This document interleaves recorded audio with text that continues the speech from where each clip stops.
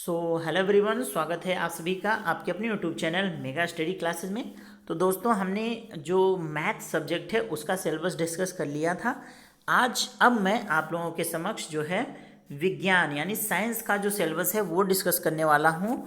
और इन दोनों सब्जेक्ट्स पर हमारा जो है मेन फोकस रहेगा, क्योंकि ध्यान देने वाली बात यह है कि सबसे ज़्यादा बैक अगर पिछला रिकॉर्ड देखा जाए तो इन्हीं दोनों सब्जेक्ट्स में लगते हैं। तो इन दोनों सब्जेक्ट्स पे आपका भी मेन फोकस होना चाहिए कि इन दोनों सब्जेक्ट्स के साथ हम टैकल कैसे करेंगे, इन दोनों सब्जेक्ट्स के साथ हम डील कैसे करेंगे जिससे कि हमारा कोई भी बैक ना लगे। तो विज्ञान जो है वो आपका तृतीय पेपर होना है। तृतीय पेपर होता है विज्ञान का, जो first paper, second paper, third paper, तो वो आपका साइंस का होना है। ठीक, तो हम देख लेते हैं अब इसका सिलेबस कि सिलेबस स्टार्ट कैसे होता है। इसमें जो आपका लेटेस्ट सिलेबस है 2023 का साइंस का, तो उसमें सबसे जो पहला चैप्टर है, पहला टॉपिक है, वह है आपका सजीव वस्तुएं, मतलब लिविंग थिंग्स। सजीव मतलब ऐसी वस्तुएं जिसमें जान होता है, जीवन होता है। तो उन सब चीज़ों से रिलेटेड हमको स्टडी करना है। और इस चैप्टर में हम लोग पढ़ेंगे क्या, सजीव वस्तुएं क्या होती हैं जिसमें जान होता है, जैसे पेड़ पौधे, जंतुएं, इंसान, जिनके अंदर जान होता है, जीवन होता है, वो आपकी क्या कहलाती हैं, सजीव वस्तुएं। और निर्जीव वस्तुएं जिनके अंदर जीवन नहीं होता है, नाम में ही उसका अर्थ छुपा है। अब इस चैप्टर के तहत हम लोग पढ़ेंगे क्या क्या, तो देख लीजिए, प्राकृतिक और मानव निर्मित वस्तुएं, मतलब हमको ऐसी वस्तुओं के बारे में जानना है जो प्रकृति ने जिसका निर्माण प्रकृति ने किया है, और ऐसी वस्तुओं के बारे में जानना है जिनका निर्माण मानव ने किया है।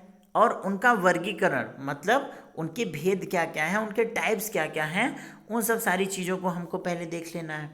उसके बाद सजीव वस्तुएं क्या होती हैं, निर्जीव वस्तुएं क्या होती हैं, उसकी परिभाषा देख लेनी है। और सजीव निर्जीव में अंतर, very very most important topic.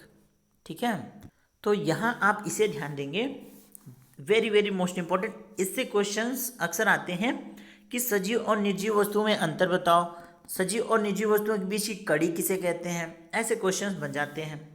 उसके बाद पौधे, पौधे किस में आते हैं, सजीव में। और जब पौधे को काट दिया जाता है, सूख जाता है, तो वो निर्जीव में आ जाता है।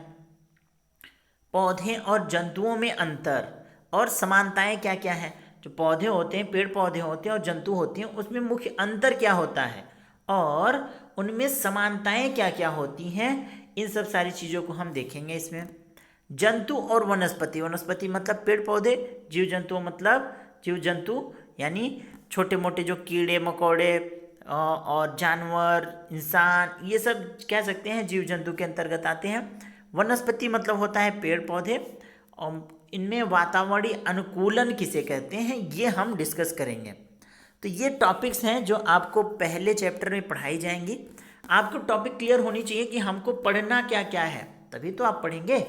ठीक, तो प्रकृति और मानव निर्मित वस्तुएं पढ़नी है, उनका वर्गीकरण पढ़ना है, सजीव निर्जीव के बारे में पढ़ना है, उनके बीच अंतर पढ़ना है, पौधों और एवं जंतुओं में अंतर एवं समानताएं पढ़नी है, जंतु व वनस्पतियों में वातावरणीय अनुकूलन ये क्या होता है वो पढ़ना है। ठीक, अब आ जाइए वनस्पति जगत। वनस्पति मतलब हमने क्या बताया आपको, पेड़ पौधे, ये सब किस में आते हैं, वनस्पति में आते हैं। अब पेड़ पौधों के बारे में हमको अच्छे से थोड़ा सा देख लेना है। जो अगला टॉपिक है आपका, चैप्टर है वनस्पति जगत, उसमें पौधों के विभिन्न भाग, जब आपका पेड़ पौधे होते हैं उसमें कई भाग होते हैं, जैसे ये आपका हो गया, और इसमें आपका हो गया पत्तियां हो गई, ये आपके तने हो गए, जड़ हो गया, ठीक है, और पौधे का ऊपरी भाग जो हो गया, तो ये सब रूट और शूट सिस्टम हो गया। इन सब सारी चीज़ों के बारे में हम एक एक करके स्टडी करेंगे और जानेंगे कि जैसे इंसानों का क्या होता है, आँख, नाक, कान, आँख होता है, नाक, कान होता है, सर होता है, गला होता है, पेट होता है, हाथ होता है, वो सब। तो उसी प्रकार पौधों के भी विभिन्न विभिन्न भाग होते हैं, ठीक है, और उनके कार्य क्या क्या हैं वो सब स्टडी करना है आपको। चित्र भी बनाने के लिए एग्जाम में आ जाता है, ठीक है, तो आपको वो भी देखना है। पौधों एवं जंतुओं की उपयोगिता, हमारे जीवन में पौधों की क्या उपयोगिता है, जंतुओं की क्या उपयोगिता है, क्या महत्व है, इन सबको देखना है। पौधों के विभिन्न भागों एवं रूपांतरण एवं उपयोग, मतलब पौधे के भाग कौन कौन से हैं, उसके पार्ट्स कौन कौन से हैं और उसका हमारे जीवन में क्या उपयोग है, ये हमको देखना है। क्लियर। वनस्पति जगत, वनस्पति मतलब पेड़ पौधे, यानी पेड़ पौधों के बारे में हमको सब कुछ जानना है, उसके पौधे के भाग के बारे में जानना है, उसमें होने वाली क्रियाकलापों को जानना है। इन सब सारी चीज़ों को हमें इस टॉपिक के अंतर्गत देखना है। ठीक, फिर हम जो बात करेंगे, जो आपका अगला टॉपिक है वो होता है पौधों में प्रजनन व उसके प्रकार। जैसे इंसानों में होता है, मेल फीमेल में प्रजनन होता है, उसी प्रकार पौधों में भी प्रजनन होता है, रिप्रोडक्शन। तो कैसे होता है, अलैंगिक और लैंगिक जनन क्या होता है, तो ये सब आपको देखना है इसमें। पुष्प के क्या भाग होते हैं, पुष्प के भी कई भाग होते हैं। ठीक है, जैसे मैंने बताया रूट शूट सिस्टम, और जो पुष्प हैं उसके भी कई पार्ट्स होते हैं, पुमंग, जायांग, और भी कई पार्ट्स होते हैं। वो हम जब चैप्टर को पढ़ेंगे तो वो सारी चीज़ें डिस्कस करेंगे। उसके बाद परागण किसे कहते हैं, निषेचन क्रिया किसे कहते हैं, बीजों का प्रकीर्णन किसे कहते हैं, इन सब टॉपिक के बारे में आपको स्टडी करनी है। क्लियर है। आशा करता हूँ समझ में आ रहा होगा कि हमको पढ़ना क्या। ओवरऑल पौधों में हमको प्रजनन देखना है। प्रजनन मतलब जैसे इंसानों में होता है प्रजनन, उसी प्रकार पौधों में भी प्रजनन होता है। और इसमें लैंगिक प्रजनन, अलैंगिक प्रजनन, ये देखना है। पुष्प का फिगर बनाने के लिए कभी कभी कह देता है, और उसके जो भाग हैं उनका नाम लिखने के लिए बोल देता है, और उनको एक्सप्लेन करने के लिए बोल देता है। फिर परागण किसे कहते हैं, निषेचन किसे कहते हैं, और बीजों का प्रकीर्णन किसे कहते हैं, ये आपको देखना है।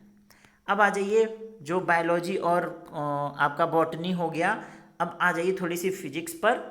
फिजिक्स में जो very very most important topic है आपका भौतिक मापन, मेजरमेंट।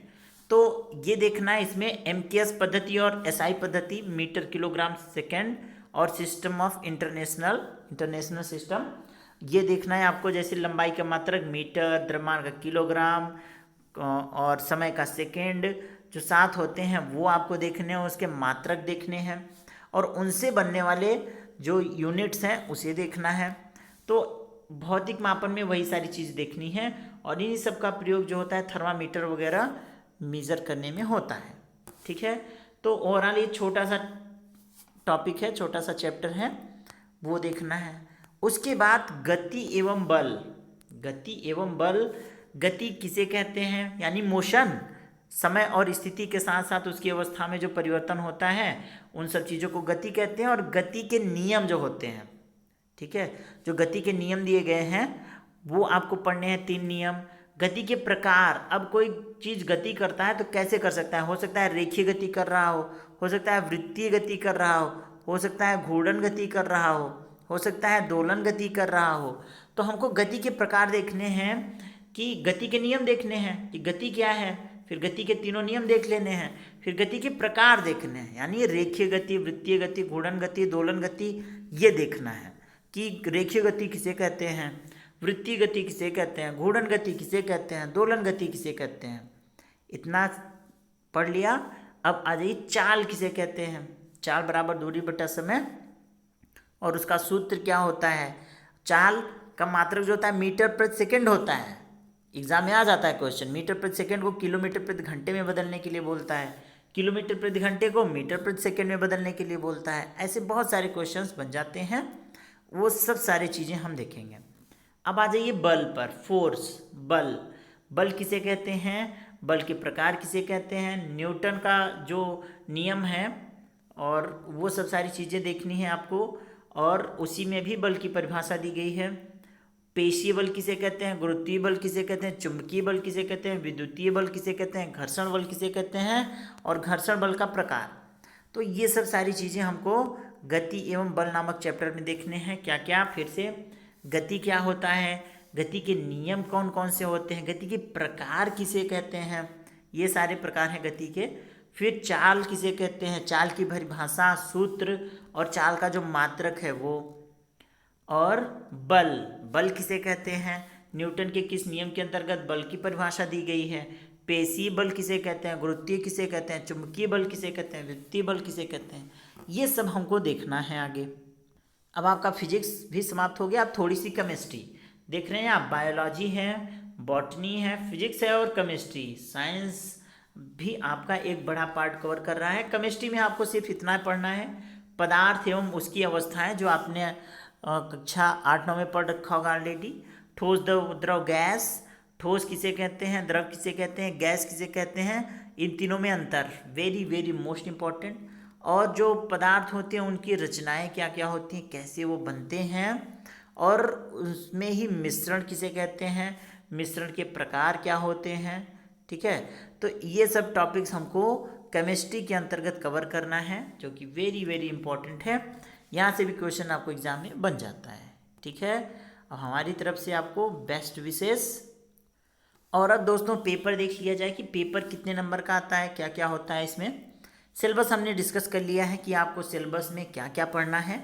अब पेपर देख लीजिए। देखिए, पेपर जो होता है वो आपका 1 घंटे का होता है, और उसमें आपको जो पूर्णांक दिए रहते हैं 25 नंबर हैं। 25 में से आपको 12 नंबर लाने होंगे पास होने के लिए। अगर आपने 11 अंक प्राप्त किया तो आप फेल कहलाएंगे। 12 अंक जो है आपको लाने होंगे, लगभग 50%। 1 घंटे का पेपर होगा, 25 अंक का पेपर होगा सिर्फ। ठीक, तो अब उसमें आपको क्या क्या मिलेगा। सबसे पहले बहुविकल्पी प्रश्न मिलेगा आपको, 5 प्रश्न बहुविकल्पी मिलेंगे। देख सकते हैं 1 2 3 5 क्वेश्चन बहुविकल्पी रहेंगे, 1-1 नंबर के 4। ठीक, देख लीजिए 5 क्वेश्चन आपको बहुविकल्पी मिल रहे हैं, 4-1 5, और ये सारे 1-1 नंबर के होंगे, 1-1 नंबर, प्रत्येक क्वेश्चन 1-1 नंबर। 5 बहुविकल्पी मिल गए 25 में से। अब अति लघुत्तरी, ये आपको कम से कम 1 से 2 लाइन लिखना है इसका आंसर। 1 2 3 4 5 6 क्वेश्चन आपके मिल गए अति लघुत्तरी। अति लघुत्तरी आ गए, 5 बहुविकल्पी, 6 अति लघुत्तरी, 6-5 11 नंबर हो गया। बाकी का बचा 13 नंबर और 14 नंबर। आपके 7 क्वेश्चन जो हैं लघुत्तरी आएंगे। देख रहे हैं, सजीव निर्जीव में अंतर आया है, परागकण, मिश्रण कितने प्रकार के होते हैं। सिलेबस से ही आएगी चीज़ें, टेंशन मत लीजिए, बस सिलेबस अच्छे से खत्म करेंगे। ये चाल जो मैंने सिलेबस में बताया, अभी न्यूटन का नियम आ गया है, घर्षण बल किसे कहते हैं, अलैंगिक जनन, सारा का सारा आपका सिलेबस से कवर हो रहा है। जो हमने सिलेबस बना दिया है, आपको दे दिया है, आपको उसी सिलेबस से ही क्वेश्चंस मिलेंगे। ठीक, तो देख रहे हैं आपको 18 क्वेश्चन है, 25 नंबर। आपका लघु उत्तरीय कितने क्वेश्चन है, 3 3 6 7 क्वेश्चन। 5 नंबर 5 क्वेश्चन जो आएंगे आपके बहुविकल्पी आएंगे। 5-6 क्वेश्चन आपके अति लघुत्तरी से आएंगे। बाकी के 7 क्वेश्चन आपको लघुत्तरी से आएंगे।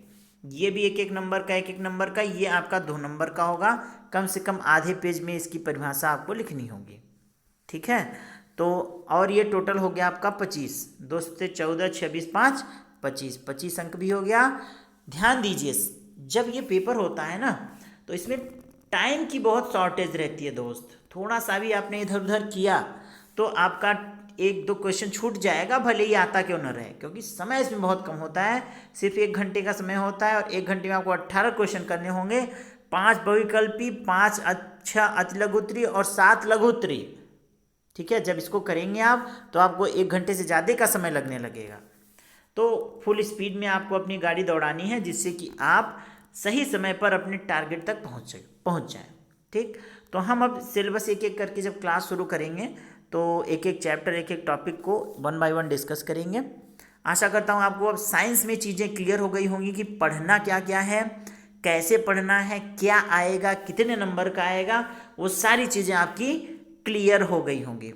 ठीक है, चलिए फिर आशा करता हूँ आपको क्लास अच्छा लगा होगा। अगर अच्छा लगा होगा तो मेरे साथ बोलिए जय Hind, thank you so much and all the best everyone, thank you.